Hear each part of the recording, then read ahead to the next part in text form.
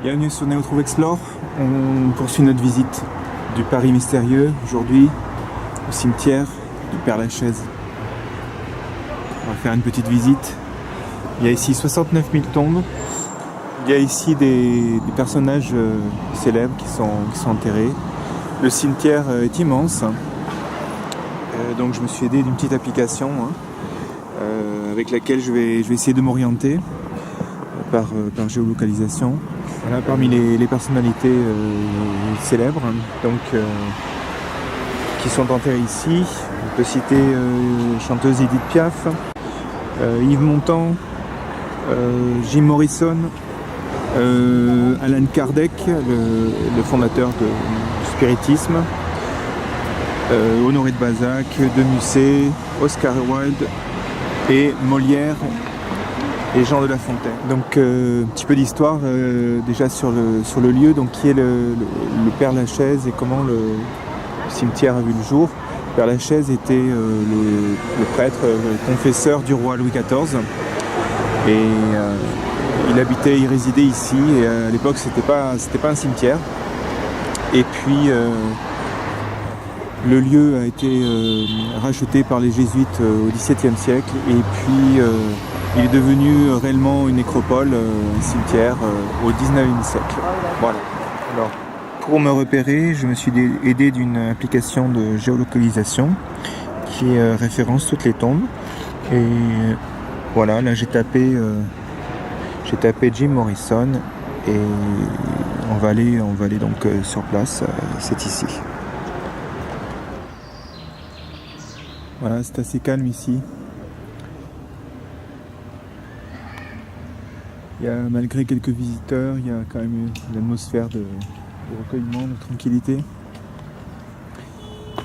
Je me laisse un petit peu guider, c'est un petit peu difficile de se repérer. Il y a pas mal de tombes, certaines sont ornées de croix, d'autres non.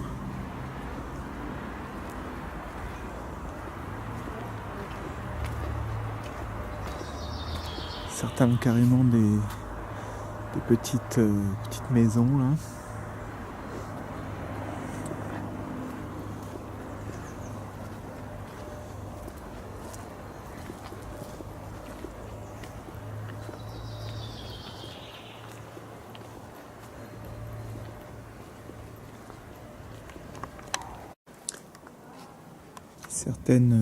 Certaines sépultures ont été très dégradées comme celle-ci. On peut voir à l'intérieur.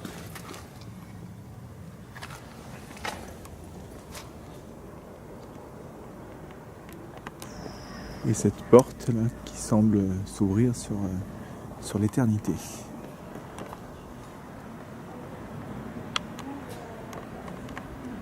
Les tombes qui n'ont pas de croix sont souvent en obélisque. Comme ça aussi.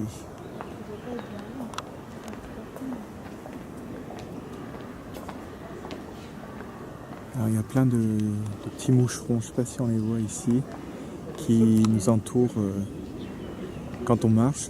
C'est assez bizarre.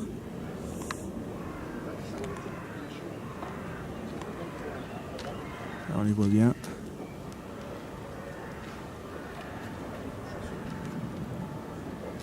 Voilà, comme j'avais un peu de mal à lire sur la carte, je me suis repositionné par rapport à ce rond-point, ce qui va me permettre de rejoindre la tombe de Jim Morrison plus rapidement. Alors là, je suis ici devant la tombe de Jim Morrison qui est entourée de barrières. Et il y a apparemment beaucoup de fans. D'après ce que je vois, la tombe la plus visitée. Certainement peut-être aussi à cause des touristes américains de passage. En fait, il y a une particularité sur cette tombe. Il y a une histoire insolite. En fait, donc en 1997, un photographe, historien, spécialiste du rock se rend sur la tombe du célèbre chanteur des Doors et il photographie ici. Il se fait photographier et par un de ses assistants et sur une de ces photos, eh bien, il y a un être vêtu de blanc qui apparaît derrière lui. Je vous montrerai la photo que je rajouterai. Et d'après les experts, les négatifs ne représentent aucun trucage et la ressemblance avec la star du rock serait avérée. Voilà l'histoire du fantôme de Jim Morrison qui donc habiterait encore les lieux ici.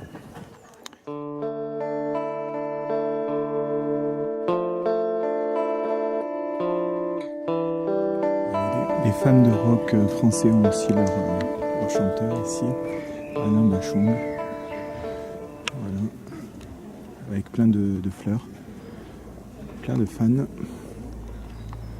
La famille Darty aussi a sa sépulture familiale. Et elle a une tombe en pyramide.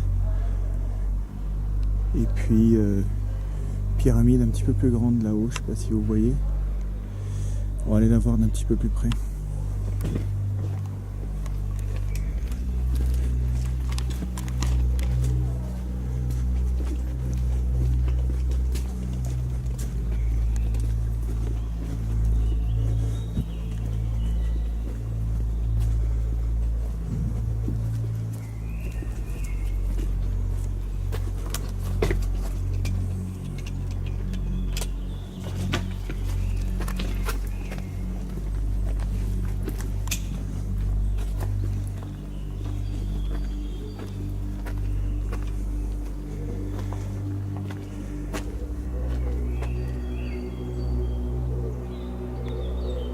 Un impressionnant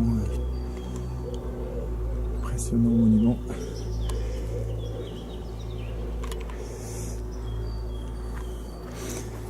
Mausolée familial, apparemment.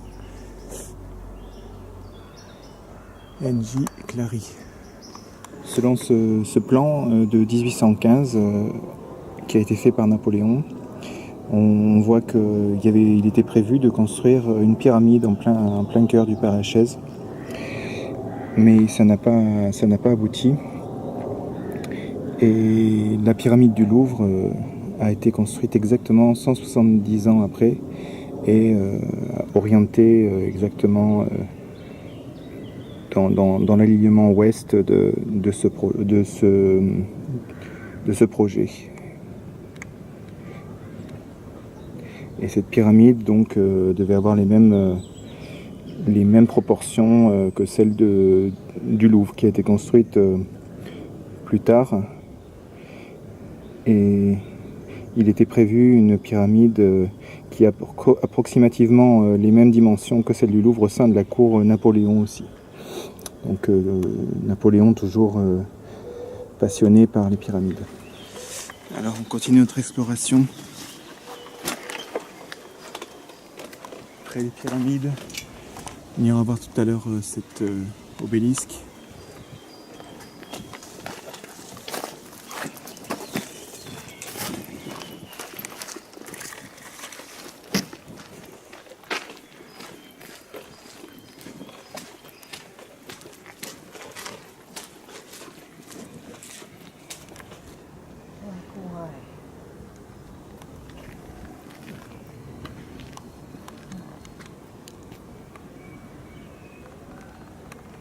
Il y a ici encore une autre pyramide, tombe de un certain Quentin Crawford, gentilhomme écossais.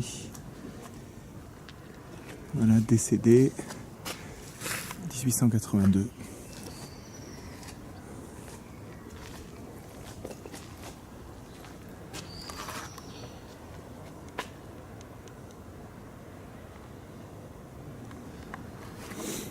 Et ici notre pyramide, encore qui semble bien proportionnée,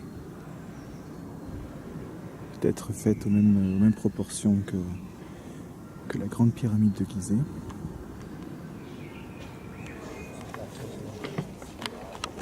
Une tombe aussi visitée, le tombeau de Allan Kardec qui est en forme de dolmen. On voit ici un monsieur en pleine méditation et sa devise: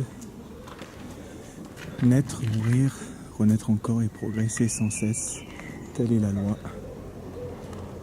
Donc Kardec, qui était le père fondateur du spiritisme moderne, donc repose ici, croyait à la réincarnation, à la survie de l'âme. Donc je crois qu'on peut s'arrêter là pour notre visite aujourd'hui. Et on vous dit à bientôt sur Néo Trouve Explore.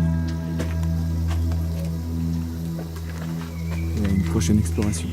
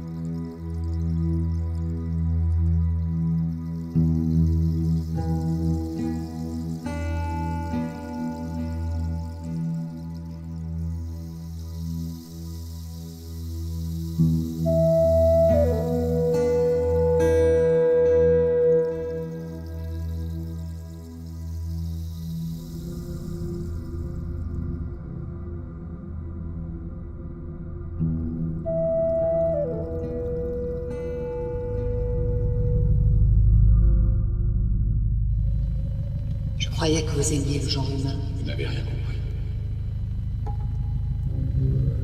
Je croyais que vous aimiez le genre Pour humain. nous, le monde extérieur n'existe plus.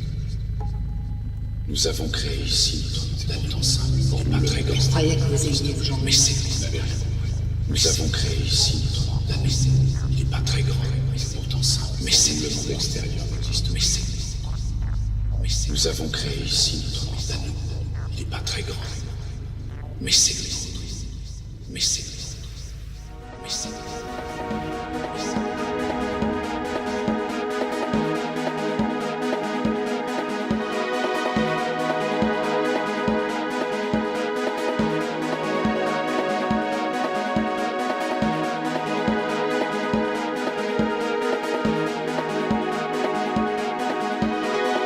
Thank you.